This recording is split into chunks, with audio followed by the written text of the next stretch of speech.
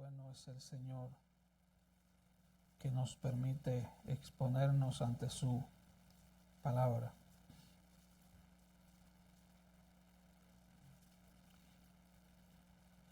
Todo o nada. Dios merece toda nuestra devoción. Ese es el tema de mi sermón esta mañana. Todo o nada. Dios merece toda nuestra devoción. Marcos 12, versículos 13 al 17. Y así dice la palabra del Señor. Y le enviaron algunos de los fariseos y de los herodianos para que le sorprendiesen en alguna palabra. Viniendo ellos, le dijeron: Maestro, sabemos que eres hombre veraz y que no te cuidas de nadie, porque no miras la apariencia de los hombres, sino que con verdad enseñas el camino de Dios. ¿Es lícito dar tributo a César o no? ¿Daremos o no daremos? Mas él, percibiendo la hipocresía de ellos, les dijo: ¿por qué me tentáis? Traedme la moneda para que la vea. Ellos se la trajeron y les dijo: ¿de quién es esta imagen en la inscripción? Ellos le dijeron: de César. Respondiendo Jesús les dijo: dad a César lo que es de César y a Dios lo que es de Dios.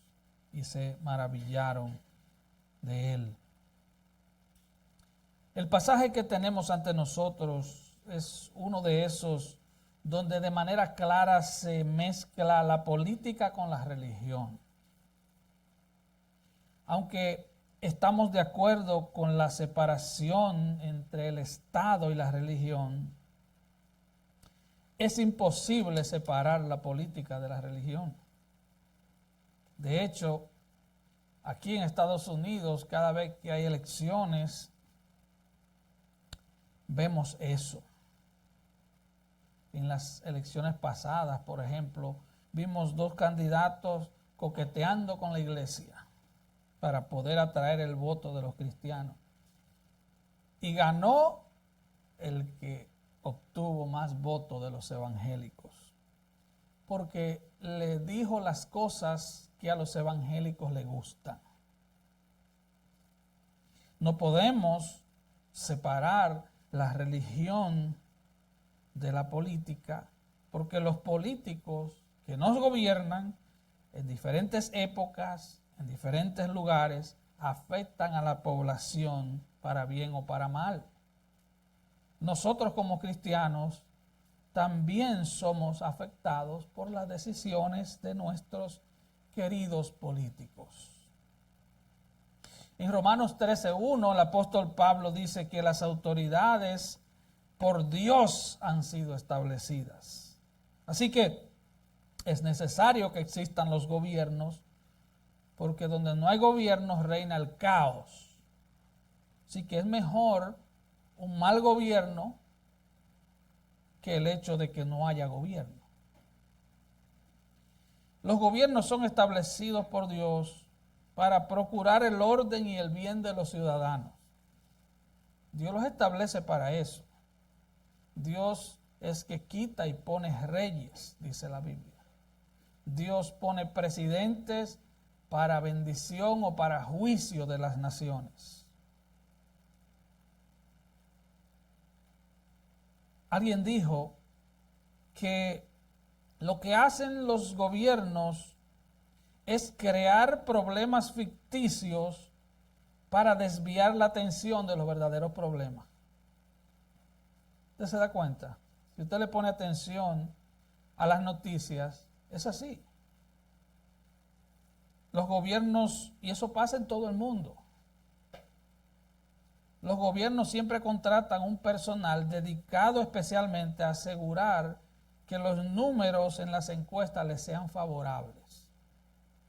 Si ellos ven que los números están bajando, inventa cualquier tipo de situación falsa para distraer la opinión pública. Si usted ve ahora, ellos tratan de ocultar una cosa creando una distracción o un ruido en otra cosa. Eso lo hacen todos los gobiernos, no es solo en Estados Unidos. Cuando hay un problema de verdad que ellos no van a resolver, porque la mayoría no lo resuelven, entonces ellos crean un problema por allí. Es como señales de humo falsas para entretener a la gente. Cuando están en la oposición, los políticos son la gente más inteligente y la gente más preparada, hasta que llegan al gobierno. Porque gobernar desde la acera del frente es muy fácil. Gobernar desde la oposición es fácil.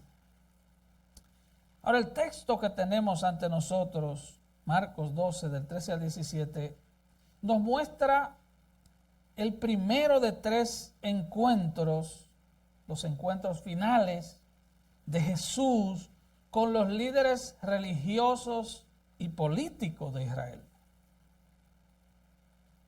3 trampas donde los políticos y los religiosos que dirigían Israel se ponen de acuerdo en contra de Jesús para poner el pueblo en contra de Jesús y para poner a Jesús en contra del Imperio Romano, o el Imperio Romano en contra de Jesús para que lo llevaran a la muerte. Es la última semana en el ministerio terrenal de Jesús después de su entrada triunfal en Jerusalén, el Domingo de Ramos. Luego la purificación del templo, la maldición de la higuera. El domingo pasado vimos cómo Jesús acusó a los líderes judíos de ser quienes matan a los profetas, evidenciando sus intenciones de matar a Jesús, el Hijo de Dios. Al tender estas trampas, los gobernantes religiosos y políticos de Israel mostraron el engaño de sus corazones, su odio, su orgullo, la forma como adulaban a otros y sobre todo su hipocresía. Vamos a ver este texto en 4 puntos.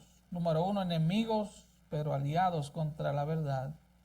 Número 2, una carnada muy bien planeada. Número 3, la trampa. Número 4, la respuesta de Jesús. Enemigos pero aliados contra la verdad. Versículo 13. Y le enviaron algunos de los fariseos y de los herodianos para que le sorprendiesen en alguna palabra.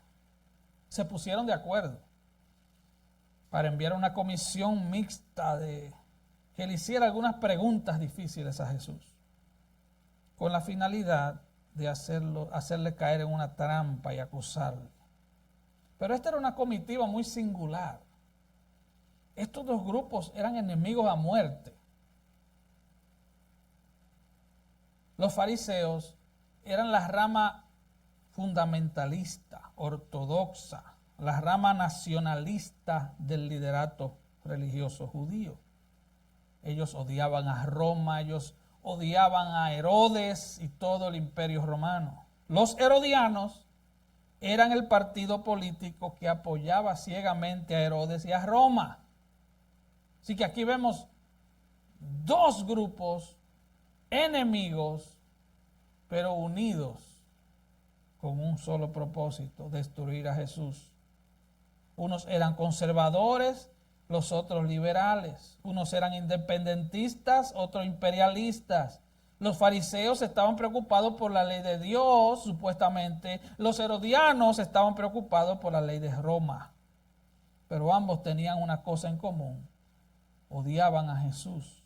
Jesús era un peligro para las aspiraciones de los líderes religiosos que querían mantener su religión corrupta y apóstata. Jesús también era un peligro para los herodianos, porque en el Evangelio Jesús es el rey, no Herodes. Nuestro único y verdadero rey es Jesús. Los cristianos no nos identificamos como republicanos o demócratas. Los cristianos somos seguidores de un rey y ese rey es Cristo. Los cristianos no tenemos un presidente.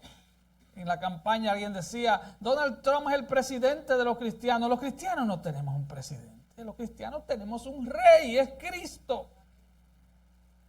Ahora que usted y yo tengamos nuestra simpatía por uno u otro, esa es otra historia. Pero los cristianos no tenemos un presidente, no tenemos una bandera de un partido político que sea nuestro partido. No. Tenemos un rey, es Cristo. Versículo 13. Y le enviaron a algunos de los fariseos y de los herodianos para que les sorprendiesen en alguna palabra. La palabra sorprendiesen solo aparece aquí en el Nuevo Testamento y se refiere a un cazador que captura un animal o a un pescador que atrapa un pez. Estos hombres fingían ser emisarios de Dios, fieles pastores de Israel, mientras trataban de darle muerte al Hijo de Dios. A los herodianos no les importaba las diferencias teológicas entre Jesús y los fariseos. Lo que sí le importaba era que no se rebelara nadie contra Roma y su imperio. Así que aquí están fariseos y herodianos, enemigos a muerte, pero puestos de acuerdo, y le lanzan una carnada muy bien fabricada a Jesús. Versículo 14. Viniendo ellos le dijeron, Maestro, sabemos que eres hombre veraz y que no te cuidas de nadie, porque no miras las apariencias de los hombres, sino que con verdad enseñas el camino de Dios. Wow. Usan la adulación como estrategia para promover sus planes. De hecho, si usted analiza las falsas religiones que niegan la verdad bíblica sobre Jesús, afirman amar a Jesús. Los testigos de Jehová dicen que aman a Jesús. Los mormones dicen que aman a Jesús. Los católicos dicen que aman a Jesús. Pero son falsas religiones que simplemente adulan a Jesús, pero niegan la verdad bíblica acerca de Jesús. Niegan que Él es el Señor, niegan que Él es el Hijo de Dios, niegan que solo en Él hay salvación, no en Él y en dos o tres más, solo en Él hay salvación. Así que estos hombres comenzaron diciéndole Maestro. Comenzaron dándole un título de honor reservado solo para rabinos. Y luego le dice, sabemos que eres un hombre veraz. O sea, sabemos que tú dices la verdad. Eres un maestro íntegro que vives lo que predicas. En Lucas 20:21, nuestro texto paralelo dice que le dijeron, sabemos que dices y enseñas rectamente. Oh, cuánta hipocresía. Ellos veían a Jesús como un engañador, como un mentiroso, como un farsante, a quien debían dar muerte. Pero ellos lo están adulando. Ellos conocían el orgullo humano. Ellos pensaban que por decirle dos o tres cositas bonitas a Jesús, Él iba a caer así ante sus pies. Ellos no conocían a Jesús. Ellos le siguen diciendo, y que no te cuidas de nadie, porque no miras la apariencia de los hombres. La Nueva Traducción Viviente lo traduce así, eres imparcial y no tienes favoritismo. No buscas el favor de nadie, eres imparcial. La palabra imparcial en el griego significa no mirar la cara.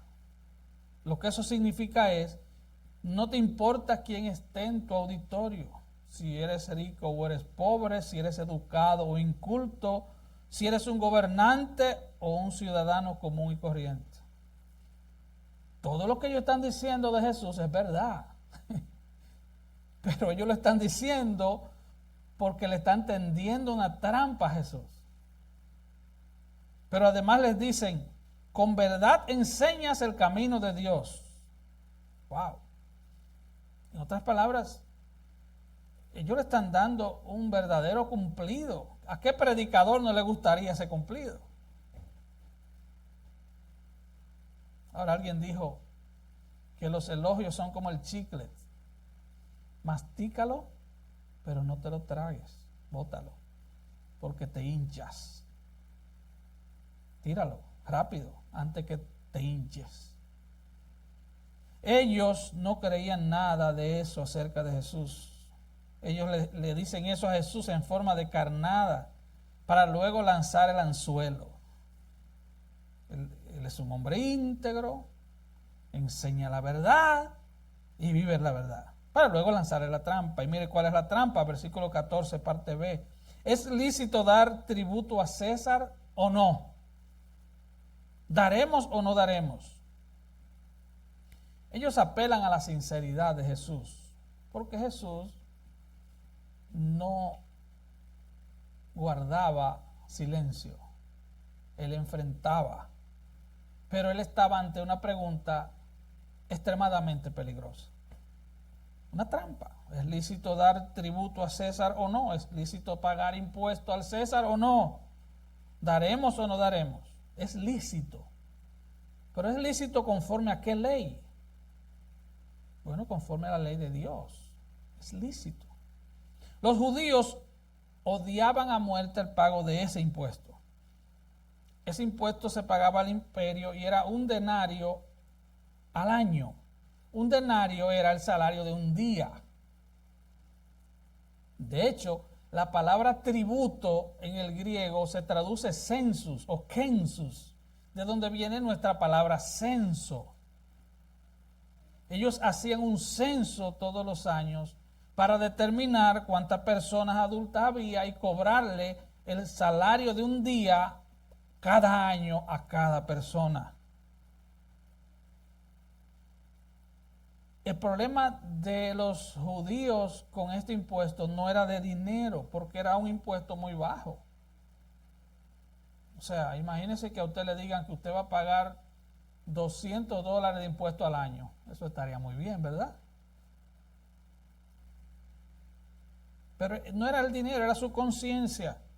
El pago de este impuesto les recordaba que habían sido colonizados por el Imperio Romano, que no estaban bajo un gobierno teocrático donde Dios gobernaba como debía ser, sino que estaban bajo un gobierno extranjero que los oprimía.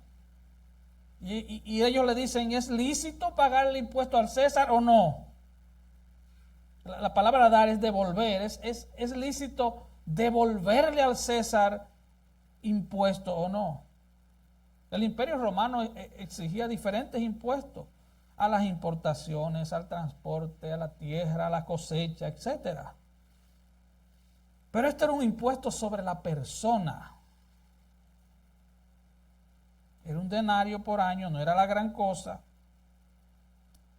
Pero este impuesto implicaba que el César era el dueño de ellos. Era un impuesto personal.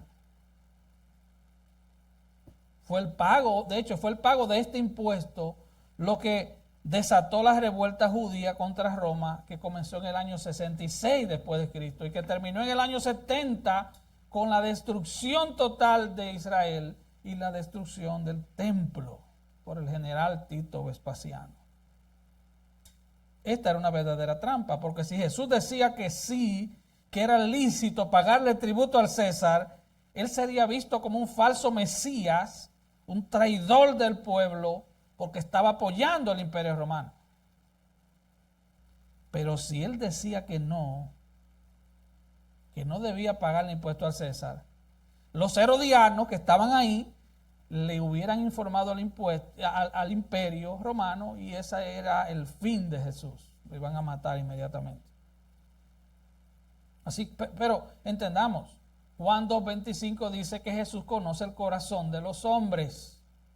Es imposible hacer caer al Señor en una trampa. Veamos la respuesta de Jesús, versículos 15 al 17. Mas él, percibiendo la hipocresía de ellos, les dijo, ¿por qué me tentáis? traedme la moneda para que la vea. ¿Por qué me tienta? Tráiganme la moneda. Es probable que tardaran algún tiempo en encontrar una moneda, ya que la mayoría de los judíos no se negaban a cargar esa moneda, porque esa moneda estaba relacionada con la idolatría. Versículo 16, ellos se la trajeron y les dijo, ¿de quién es esta imagen y la inscripción? Ellos dijeron, de César. Esa moneda de un denario era de plata, equivalía al salario de un día, como les dije, para un trabajador común o para un soldado romano. Era un día de trabajo. De un lado llevaba impresa la imagen del emperador Tiberio y una inscripción que decía, Tiberio César, hijo del divino Augusto. De un lado. Del otro lado decía, Pontifex Maximus, o sea, máximo pontífice, o sumo pontífice, que es uno de los falsos títulos que se le atribuye al jefe de Roma, al jefe del Vaticano. O sea, lo que eso quería decir era que Tiberio era el sumo sacerdote de la religión pagana del Imperio Romano. Esa moneda reconocía al emperador Tiberio como el Hijo de Dios y a Augusto como el Dios verdadero. En esa moneda estaba todo eso. Así que los judíos no solo odiaban el impuesto, sino también la moneda, ya que ésta violaba los dos primeros mandamientos. No tendrás dioses ajenos delante de ti y no te harás imagen. En esa sola moneda se violaban los primeros dos mandamientos. Versículo 16, ¿de quién es esta imagen? Y la inscripción, ellos le dijeron de César. Ellos se quedaron pasmados, me imagino, ante la respuesta de Jesús, porque le tendieron una trampa. ¿Cómo le responde el Señor? Versículo 17. Dad a César lo que es de César y a Dios lo que es de Dios. Alguien dijo que esta frase, dad a César lo que es de César y a Dios lo que es de Dios, es la declaración política más influyente de toda la historia. En todos los países, en todos los idiomas, los políticos la mencionan corrientemente, comúnmente. Los líderes judíos esperaban que Jesús les respondiera sí o no. Pero él les respondió de tal manera que quedaron pasmados. Ellos querían que Jesús se decidiera o por el gobierno de Roma o por el gobierno de Dios. Toma una decisión, Señor. ¿A quién es lícito dar tributo al César o no? Y el Señor le dice, dad a César lo que es de César. Significa que el gobierno es una institución establecida por Dios. Él está diciendo, sí, páguenle a César lo que es de César. Romanos 13 dice, sométase toda persona a las autoridades superiores, porque no hay autoridad sino de parte de Dios, y las que hay por Dios han sido establecidas. De modo que quien se opone a la autoridad, a lo establecido por Dios resiste, y los que resisten acarrean condenación para sí mismos. Así que sí, obedece a Roma, es lo que le está diciendo. Y el versículo 7 de Romanos 13 dice, pagad a todos lo que debéis, al que tributo, tributo, al que impuesto, impuesto, al que respeto, respeto, y al que honra, honra. Entendamos que cuando Pablo escribe la carta a los romanos, quien gobernaba Roma era Nerón, uno de los emperadores romanos más crueles. Fue quien desató la primera persecución oficial contra el cristianismo. Le prendió fuego a Jerusalén y acusó a los cristianos. Y ahí se desató la peor persecución contra los cristianos jamás vista. Bajo el gobierno de Nerón fueron martirizados la mayoría de los apóstoles. Él le dice, dad a César lo que es del César, siendo Nerón emperador. Él está reconociendo la autoridad de Roma sobre Israel. Devuélvanle al César lo que le pertenece al César. Pero el Señor no termina ahí. Si Él solo termina ahí, Él estaba en un gran problema. La otra parte es lo que los deja a ellos tendidos en la lona. Y a Dios lo que es de Dios. Devuélvanle al César lo que es del César, pero devuélvanle a Dios lo que es de Dios. Este mandato del Señor nos hace ver bien claro que nuestra lealtad final, nuestra devoción, no debemos rendirla a un gobierno o a un gobernante, sino solo a Dios. Solo a Dios. Dale a Dios lo que es de Dios. Y de ahí el título de mi mensaje, todo o nada. Dios merece toda nuestra devoción. Dale a Dios lo que es de Dios. A César había que darle la moneda que llevaba impresa la imagen del César, reconociendo su autoridad. ¿Qué es entonces lo que debemos darle a Dios? Bueno, aquello que lleva su imagen impresa. Los líderes judíos se oponían a dar al César lo que se le debía. Ellos no querían pagar impuestos. Pero peor aún, no le daban a Dios lo que le correspondía a Dios. ¿Debemos pagar impuestos al gobierno? Claro que sí. Pero debemos darle a Dios lo que es de Dios. Debemos devolverle al César la moneda que lleva la imagen del César. Debemos entonces devolverle a Dios lo que lleva impresa su imagen. En Génesis 1, 11 y 12, Dios crea los árboles y la hierba, dice, según su género. Después dijo Dios, produzca la tierra hierba verde, hierba que dé semilla, árbol que dé fruto, según su género, que su semilla esté en él, sobre la tierra, y fue así. Produjo pues la tierra hierba verde, hierba que da semilla, según su naturaleza, y árbol que da fruto, cuya semilla esté en él, según su género. En Génesis 1, 24 y 25, Dios crea los animales también según su género. Pero en Génesis 1, 26 y 27, vemos que Dios crea al hombre conforme a su imagen. Entonces dijo Dios, hagamos al hombre a nuestra imagen, conforme a nuestra semejanza, y señoree en los peces del mar, en las aves de los cielos, en las bestias, en toda la tierra y en todo animal que se arrastra sobre la tierra. Y creó Dios al hombre a su imagen. A imagen de Dios lo creó, varón y hembra los creó. En esos dos versículos aparece la palabra imagen 3 veces. 3 veces.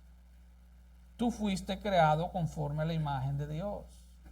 Tú tienes conciencia, tú tienes conocimiento de lo bueno y lo malo, tú tienes voluntad, tú tienes emociones. Todo eso es parte de la imagen de Dios en nosotros. Aunque distorsionada por el pecado, pero tenemos la imagen de Dios impresa en nosotros. Y el Señor le dice, dad a César lo que es del César y dad a Dios lo que es de Dios. Lo que el Señor le dice a estos religiosos y políticos es que la imagen en la moneda es un recordatorio de que deben devolver la moneda al César. Pero es un recordatorio de que nosotros le pertenecemos a Dios.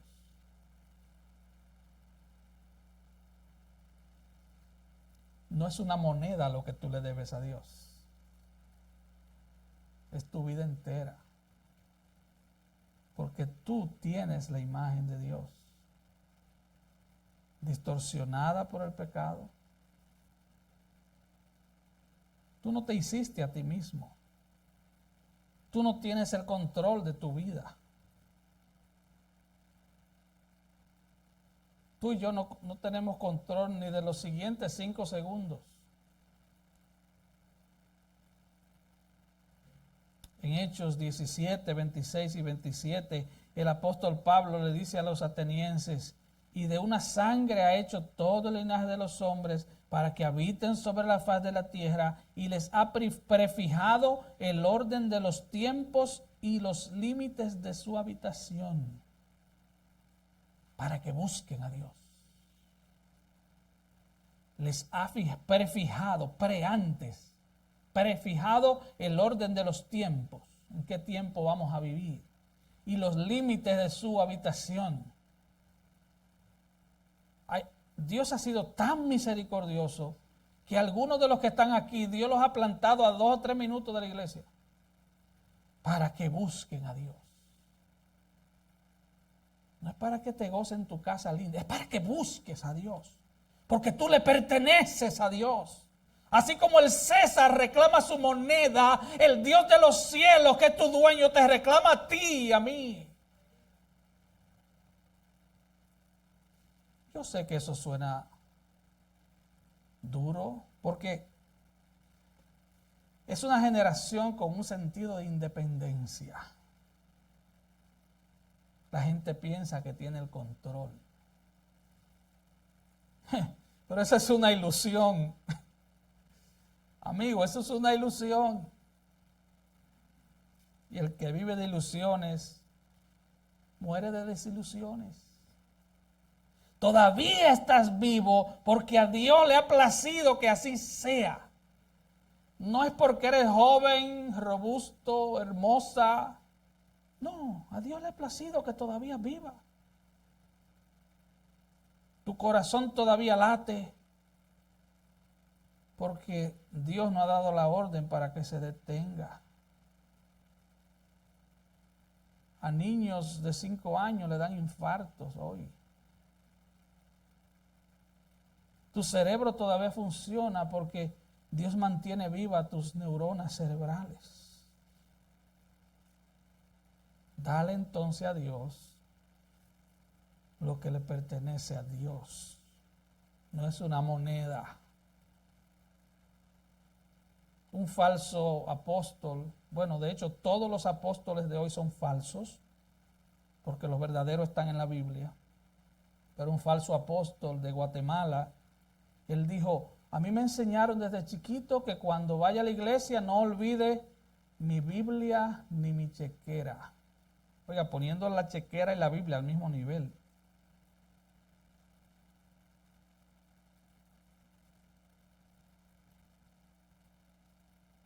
No es una moneda. Fuera fácil para los que tienen, ¿verdad? Para los que no tenemos sería difícil. Pero para el que tiene dinero sería fácil. Le traigo una moneda y ya me gano el cielo. No es una moneda. Para el que piensa que con dinero pueden comprar el reino, yo le diría lo que Pedro le dijo al mago Simón: perezcan tú y tu dinero.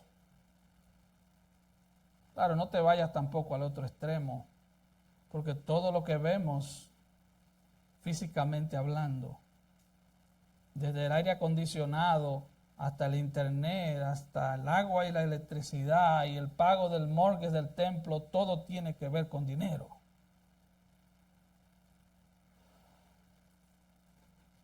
Dale entonces a Dios lo que le pertenece a Dios. No es una moneda, no es tu dinero, es toda tu vida, que también incluye tu dinero, por si acaso. Este texto: dad a Dios lo que es de Dios, revela también el egoísmo del corazón humano. Queremos vivir para nosotros mismos. Tenemos nuestras propias agendas planificadas sin Dios.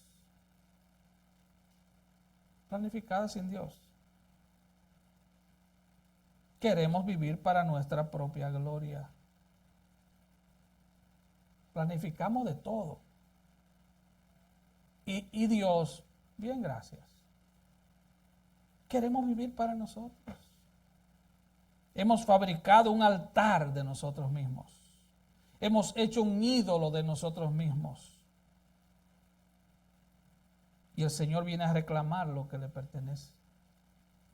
Dale a Dios lo que es de Dios. Todo o nada. Escucha bien, Dios no quiere un 99% de tu vida. O te rindes a Él sin reservas, o no hay transacción. Todo o nada.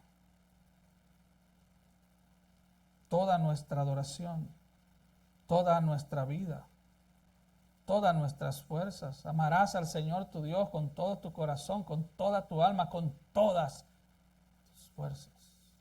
Todo. Dios exige todo porque Él ha puesto su imagen en ti.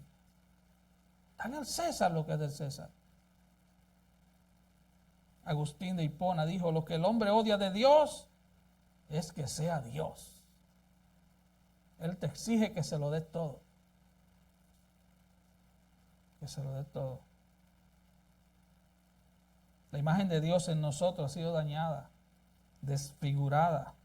Es como cuando nos vemos en un espejo roto, distorsionada por el pecado.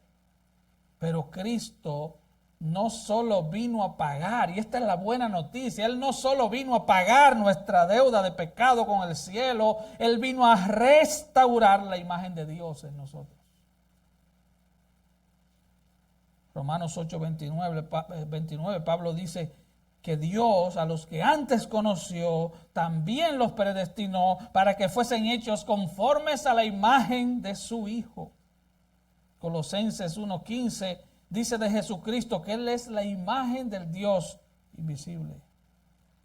Dios no se detiene. Si tú estás en Cristo, Él está formando la imagen de Cristo en cada cristiano. Los líderes judíos querían llevar a Jesús a que decidiera qué reino debemos obedecer. ¿El de César o el de Dios? ¿El gobierno humano o el gobierno de Dios? Pero Jesús le dice, dad a César lo que es del César, pero dale a Dios lo que es de Dios. Esto quiere decir que somos ciudadanos de dos reinos, a los cuales le debemos obediencia. Pero Dios es nuestra máxima autoridad en ambos reinos. En ambos reinos. Solo Dios merece toda nuestra devoción. Solo Dios merece nuestra máxima lealtad. ¿Debemos obedecer al gobierno terrenal? Sí. Pero cuando sus órdenes choquen con la palabra de Dios, debemos decir como los apóstoles en el libro de los Hechos. Tenemos que obedecer a Dios antes que a los hombres.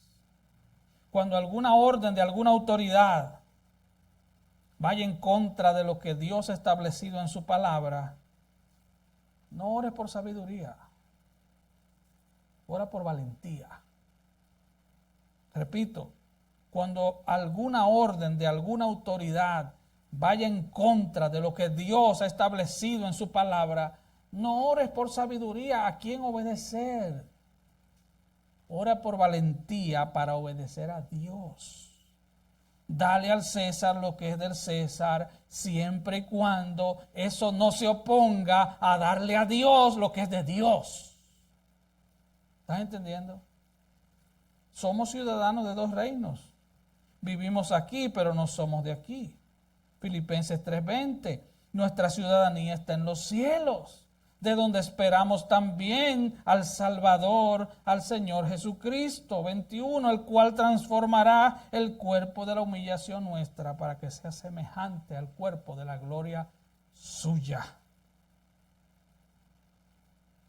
Para ir concluyendo, Filipenses 2:6 dice de Jesucristo que el cual siendo en forma de Dios no estimó el ser igual a Dios como cosa que aferrarse, sino que se despojó a sí mismo, tomando forma de siervo, hecho semejante a los hombres, y estando en la condición de hombre, se humilló a sí mismo, haciéndose obediente hasta la muerte y muerte de cruz, por lo cual Dios también le exaltó hasta lo sumo y le dio un nombre que es sobre todo nombre, para que en el nombre de Jesús se doble toda rodilla de los que están en los cielos y en la tierra y debajo de la tierra, y toda lengua confiese que Jesucristo es el Señor, para gloria de Dios Padre.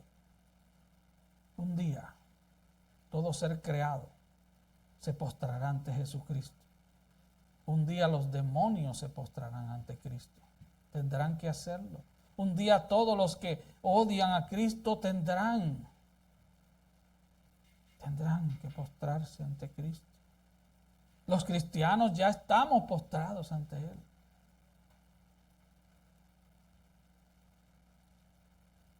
Un día los que no claman a Cristo clamarán a las piedras para que caigan encima de ellos, porque no soportarán la ira del Cordero.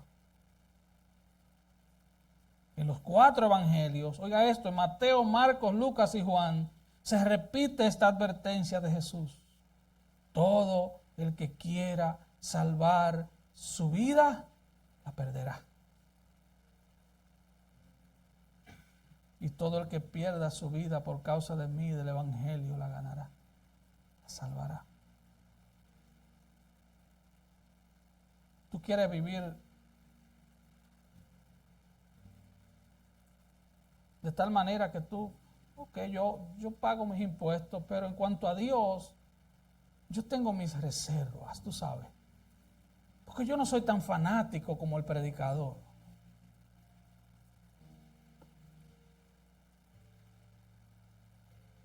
Todo el que quiera reservar su vida para sí mismo, perderá su vida.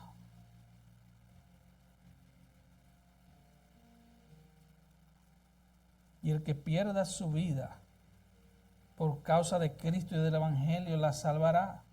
Jim Elliot dijo: no es necio quien da lo que no puede conservar, o sea, su vida, para ganar lo que no puede perder, la vida eterna. Dale a Dios lo que es de Dios. Esa es la única forma de conservar lo que en realidad vale. Dale a Dios lo que es de Dios. Esa es la única forma de vivir realmente. Devuélvele a Dios lo que le pertenece a Dios. Porque si Cristo murió por ti, Él lo hizo para que vivas para Él. Dios nos pide mejor dicho, lo que es suyo. Así como debes pagar impuestos, porque si no está en graves problemas. Dios nos pide lo que es suyo, o sea, nuestra vida. Pero Él no solo lo hace porque eso es lo justo, sino porque Él nos ama. Porque no hay mayor deleite que conocerle a Él. No hay mayor deleite. Y no hay mayor desgracia que vivir centrados en nosotros mismos. Sujel Michelén hace esta pregunta: ¿alguna vez has conocido a un egoísta feliz? Oiga, ¿alguna vez has conocido a un egoísta feliz? Ser una persona egocéntrica, dice él, es la forma más segura para tener una vida desgraciada y miserable. Una vida miserable aquí y ahora y por toda la eternidad. Es por eso que Dios, en su amor, nos llama en el Evangelio a arreglar nuestras vidas con Él. Tu vida no es tuya, le pertenece a Él. Y al final vas a dar cuentas. No sigas, como dijo aquel profeta, cavando cisternas rotas que no retienen agua. Ven a Cristo, Él es fuente de agua viva. Arrepiéntete de tus pecados. Confía únicamente en Cristo y en su obra en la cruz. Confía en Él de todo corazón. Es la única forma de darle a Dios lo que es de Dios. Dale al César lo que es del César, pero dale a Dios lo que es de Dios. Dale tu vida. Y si tú eres joven, por asuntos matemáticos, muy probable tenga más vida que los que ya estamos más mayorcitos. Dale tu vida. Acuérdate de tu Creador en los días de tu juventud. Dale tu vida. Es la única forma de darle a Dios lo que es de Dios. Vamos a orar. Padre, gracias por tu palabra. Oh Señor, que sea tu Santo Espíritu tomando la palabra predicada y derribando los ídolos de nuestro corazón, para que nos entreguemos sin reserva a ti.